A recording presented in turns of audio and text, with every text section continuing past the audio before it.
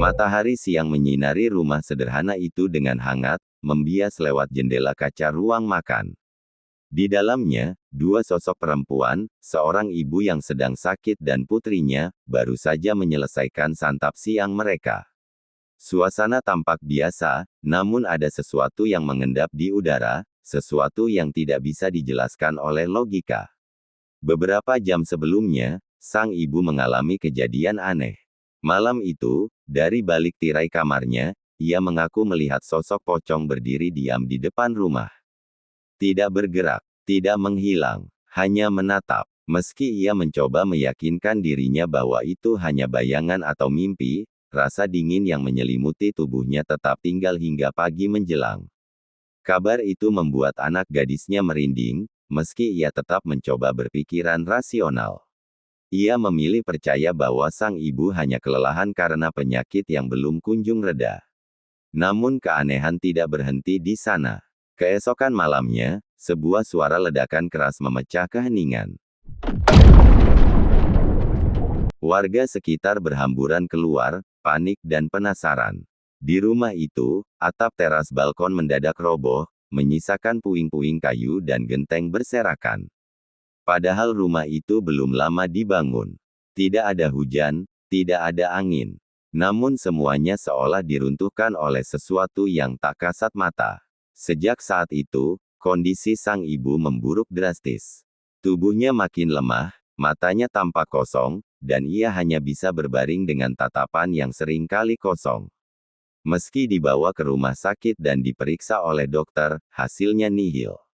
Tidak ada kelainan, tidak ada penyakit. Tubuhnya dinyatakan sehat, tapi jiwanya seperti menghilang perlahan.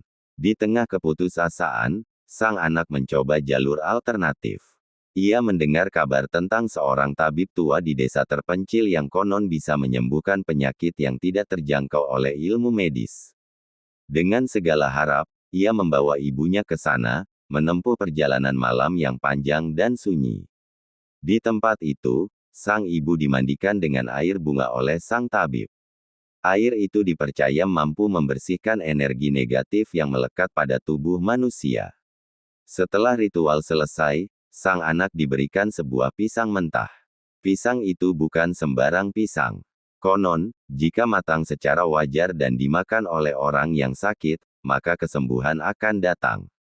Namun jika prosesnya tidak normal, jika ada pembusukan yang aneh, atau perubahan yang ganjil, maka itu adalah pertanda bahwa ajal sudah menjemput.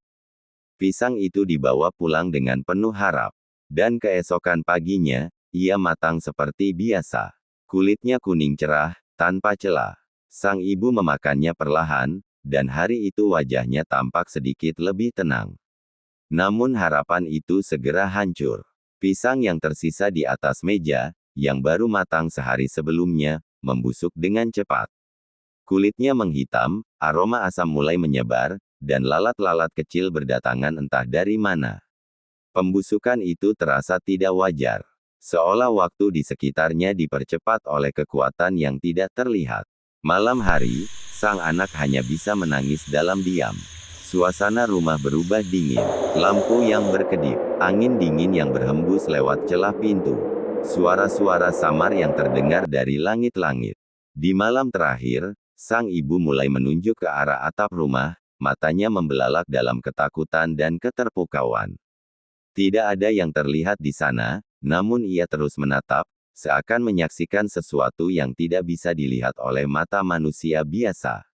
Bibirnya bergetar, tubuhnya gemetar. Hari demi hari, tubuhnya makin lemah. Nafasnya tersengal-sengal, dan pada suatu pagi yang sunyi, ia pergi untuk selamanya.